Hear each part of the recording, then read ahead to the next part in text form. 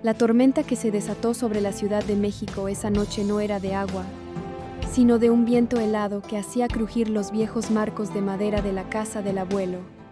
En la penumbra de la pequeña habitación de huéspedes, la única luz provenía de una lámpara de buró con pantalla de cristal opaco.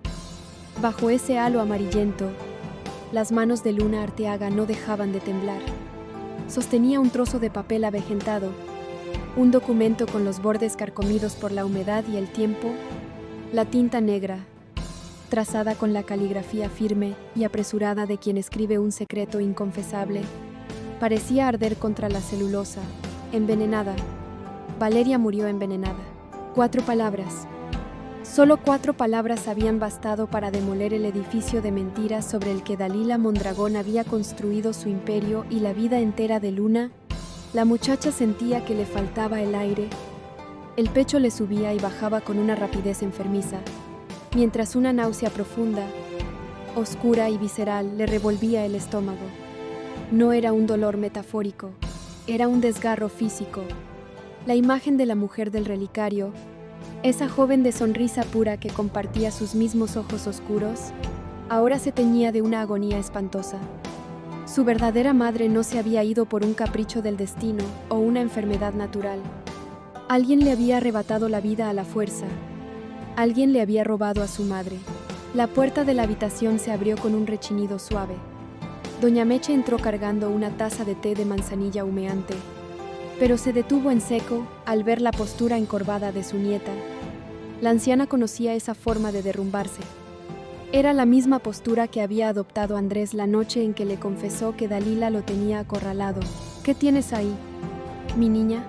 Doña Meche dejó la taza sobre la cómoda con un movimiento rápido, acercándose a la cama. La preocupación en su voz era genuina, áspera por el miedo. Luna levantó el rostro. Sus mejillas estaban empapadas, pero sus ojos ya no reflejaban tristeza, sino un horror absoluto que estaba mutando peligrosamente hacia la rabia. Le tendió el papel a la anciana sin decir una sola palabra, porque sentía que si abría la boca, empezaría a gritar y no podría detenerse nunca. Doña Meche tomó el documento. Se ajustó los lentes de armazón de alambre y acercó el papel a la luz de la lámpara. El silencio en la habitación se volvió tan denso que el sonido del viento golpeando contra la ventana parecía un estruendo. La anciana palideció. Sus manos, usualmente firmes como la raíz de un mezquite, comenzaron a temblar con la misma intensidad que las de la joven. Dios nos ampare, susurró doña Meche, persignándose con torpeza, dejando caer el papel sobre la colcha tejida. Así que don Manuel lo supo. El viejo lo descubrió antes de morir y lo dejó escrito. Dígame la verdad, toda la maldita verdad. La voz de Luna no parecía la suya. Era un sonido ronco, gutural, desprovisto de la dulzura que siempre la caracterizaba. Se puso de pie, acortando la distancia con su abuela biológica, exigiéndole respuestas con la mirada. Usted me dijo que Valeria era buena, que mi papá la amaba, que los separaron por envidia, pero no me dijo que la habían asesinado. Alguien envenenó a mi verdadera madre. Vaya la voz. Luna, por lo que más quieras. Las paredes de esta casa son delgadas y el dolor es muy escandaloso. Doña Meche la tomó por los hombros, obligándola a sentarse de nuevo en el borde de la cama, sentándose junto a ella. Yo sospechaba. Mi niña, te juro por la memoria de mis muertos que yo siempre tuve la duda clavada en el pecho, pero nunca tuve una prueba en las manos. Valeria era una mujer fuerte, llena de vida. Estaba esperando una criatura. Te estaba esperando a ti, y de un día para otro. Se marchitó. Las lágrimas volvieron a brotar de los ojos de Luna al escuchar la confirmación de su propio origen. La mujer que había muerto con veneno en las venas la llevaba a ella en el vientre cuando la tragedia comenzó a gestarse. ¿Cómo fue? Luna clavó las uñas en las palmas de sus manos hasta hacerse daño. Necesito saber cómo le hicieron eso. Necesito saber cómo sufrió la mujer que me dio la vida. Doña Meche cerró los ojos, tragando saliva con una dificultad inmensa. Revivir aquellos días en el despertar era como caminar descalza sobre brasas encendidas. Empezó con mareos, debilidad. Todos pensamos que era por el embarazo, que la criatura le estaba exigiendo mucha energía. La anciana hablaba despacio, mirando hacia la pared desnuda, como si las imágenes se proyectaran sobre la pintura. Pero luego vinieron los dolores en el estómago, unos retortijones que la hacían doblarse por la mitad y llorar a gritos en medio de la madrugada. La piel se le puso amarilla y los labios se le secaron hasta agrietarse. Andrés trajo médicos del pueblo, doctores caros de la capital. Ninguno supo decirle qué tenía. Le recetaban vitaminas, reposo, sueros, pero nada servía. Valeria se apagaba como una vela a la que le roban el aire. Luna escuchaba la descripción clínica y un escalofrío helado le recorrió la espina dorsal. Esa agonía, ese deterioro lento, misterioso e imparable. Era exactamente el mismo cuadro médico que había destruido a Andrés Arteaga hacía apenas unas semanas. El veneno no solo había matado a su madre biológica en el pasado, sino que el mismo asesino había utilizado el mismo método, perfeccionado y paciente, para asesinar a su padre en el presente. Ese no fue un veneno comprado en una farmacia. Luna habló con una lucidez aterradora, atando los cabos sueltos que durante años habían permanecido invisibles en la hacienda. Los doctores no encontraron nada porque no era una toxina común. Era algo antiguo, algo preparado con las hierbas de la región, algo diseñado para esconderse en la sangre y simular una enfermedad natural.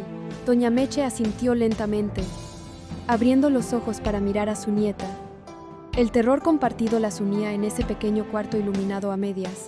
En toda la región, desde las montañas hasta el valle, solo hay una persona con el conocimiento ancestral para preparar un brebaje de esa naturaleza. La voz de Doña Meche se volvió un susurro cargado de superstición y miedo real. Solo un hombre conoce la mezcla exacta de la raíz de la viuda, la baba de sapo y el corazón del agave podrido para matar sin dejar un rastro que los doctores de ciudad puedan detectar. Jacobo.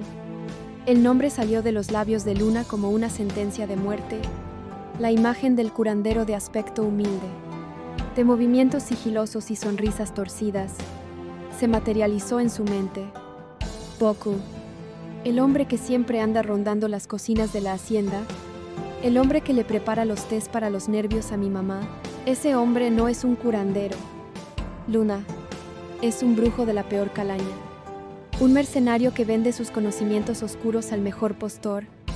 La anciana apretó las manos de Luna, sintiendo la tensión muscular de la joven. Él fue quien le dio los remedios a Valeria cuando los doctores fallaron. Él fue quien se ofreció a cuidarla con medicina tradicional. Cada taza que Valeria se bebió creyendo que era su salvación, fue el veneno que terminó por destruirle el hígado y el corazón. Luna se puso en pie bruscamente.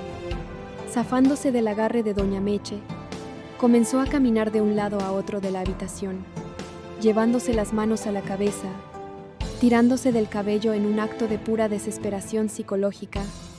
La revelación era demasiado grande, demasiado monstruosa para procesarla de un solo golpe.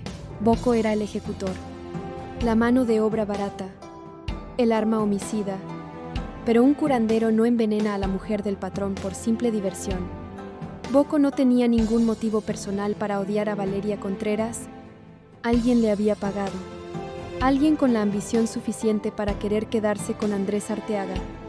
Con el despertar, con el dinero y con el estatus social que le correspondía a otra mujer. Alguien que no podía tener hijos propios y necesitaba robarse a una recién nacida para asegurar su posición como heredera consorte. Fue ella. Luna se detuvo en el centro del cuarto, girándose hacia Doña Meche. Su rostro estaba completamente blanco, vaciado de toda expresión de ternura. Sus ojos oscuros eran dos abismos de odio absoluto y cristalino. Fue Dalila. Ella le pagó a Boko para que asesinara a mi madre. Ella mandó a matar a Valeria mientras yo estaba en su vientre, esperando el momento exacto en que yo naciera para robarme y hacerse pasar por mi madre biológica. Doña Meche no pudo contradecirla. La lógica era aplastante, perfecta en su crueldad. Dalila Mondragón había orquestado el crimen perfecto. Había eliminado a su rival amorosa. Se había adueñado del hombre rico y había obtenido a la hija que su propio vientre estéril le negaba. Un imperio fundado sobre un cadáver. Y luego le hizo lo mismo a mi papá. El descubrimiento final cayó sobre Luna con el peso de una losa de mármol. El aire abandonó la habitación. Andrés no se cayó del caballo por accidente. Andrés no se enfermó del corazón por estrés.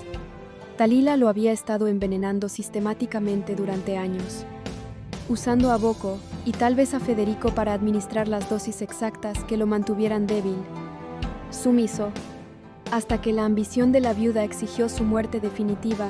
Me crió la asesina de mis dos padres. Llevo 20 años abrazando al monstruo que me dejó huérfana. Le dije mamá a la mujer que le arrancó el último aliento a la verdadera dueña de mi sangre. Luna se llevó las manos al rostro y lanzó un grito sordo. Un alarido de puro dolor animal que murió ahogado en sus palmas. Cayó de rodillas sobre la duela de madera, doblegada por el peso de la traición más absoluta y monstruosa que un ser humano podía soportar. Doña Meche se arrodilló a su lado, abrazándola con todas sus fuerzas, meciéndola mientras los sollozos de la muchacha sacudían ambos cuerpos en la penumbra del cuarto. Lloró por la madre que nunca conoció. Lloró por el padre que había muerto, creyendo que estaba loco. Lloró por la niña ingenua que había llegado de Los Ángeles, creyendo que tenía una familia. Fueron 10 minutos de llanto ininterrumpido. 10 minutos, donde el dolor purgó la inocencia del corazón de Luna Arteaga para siempre. Cuando la tormenta de lágrimas finalmente cesó, la muchacha que levantó el rostro del hombro de Doña Meche ya no era la misma. La fragilidad había desaparecido por completo de sus facciones. Sus ojos oscuros estaban secos, endurecidos por un fuego nuevo, frío y calculador. Luna se separó de la anciana, apoyó las manos en el piso y se puso de pie con una lentitud amenazante. Caminó hacia el buró. Tomó el trozo de papel amarillento que confirmaba el asesinato de Valeria y lo dobló con un cuidado reverencial, guardándolo en el bolsillo de su vestido. ¿Qué vas a hacer, mi niña? Doña Meche la miró desde el suelo, asustada por la transformación radical en el aura de la joven. Voy a hacer lo que mi padre no tuvo el valor de hacer en 20 años. Luna habló con una voz gélida, desprovista de cualquier temblor, una voz que arrastraba el peso de la justicia ancestral de su tierra. Voy a regresar a El Despertar. Voy a fingir que no sé absolutamente nada. Voy a dejar que Dalila Mondragón crea que sigue teniendo el control de mi mente y de mi miedo. Y cuando menos se lo espere, cuando crea que su imperio de mentiras es intocable, le voy a arrancar todo lo que ama, a Ella, a Boko y a cualquier otro infeliz que haya participado en la muerte de mi madre. Les voy a cobrar la sangre de Valeria Contreras hasta la última gota.